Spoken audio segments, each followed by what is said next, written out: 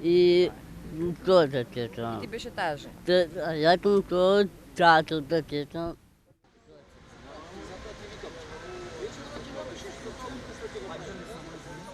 Kështu e përshkruan 21 vjeçari me sindrom Down Nikola Stojanovski dhunën fizike dhe psiqike që ka përjetuar në vendin e tij të punës në qytetin e Shkupit nga një i punësuar atje. Nëna e tij, Suzana Stojanovska, thotë se ky rast ka ndodhur para rreth një muaji dhe këtë ka zbuluar nga ndryshimi në sjellje që ka parë tek djali i tij dhe mungesa e dëshirës për të shkuar në punë, pasi siç thotë ajo, këta persona nuk i tregojnë gjërat negative që u ndodhin.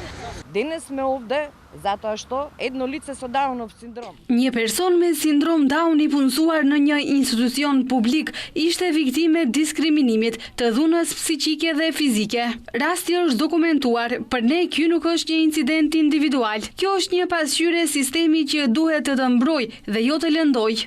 Protestuesit thonë se nuk ka mungesë ligji, por ka mungesë njerëzillëku. Më vjen keq që në vitin 2025 kur duhet të gëzohemi për çdo punësim të personave me aftësi të veçanta, ne mblidhemi këtu dhe protestojmë sikur të jemi në vitet e 80-ta. Çdo person me aftësi të veçanta, fillimisht jo sipas ligjit, por sipas ligjit njerëzor, ka të drejtë për jetë të dinjitetshme në vendin e tij të punës dhe detyrë të gjithë neve është që të ju ndihmojmë. Ertan Shaqiri, që edhe vetë është me nevoja të veçanta, shpreh keqardhje për rastin që ka ndodhur dhe u bën thirrje personave përgjegjës që të marrin masat e duhura.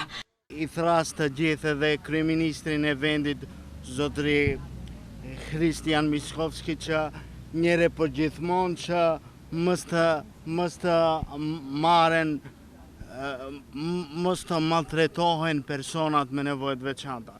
Personat me nevojët veçanta kanë qenë të veçantë dhe do të mbesin të veçantë njëre për gjithmonë. Nëna e Nikola Stojanovski thotë se rasti është paraqitur në të gjitha institucionet relevante, por nuk kanë ende asnjë përgjigje, përveç një takimi që e kanë mbajtur me persona përgjegjës në qytetin e Shkupit.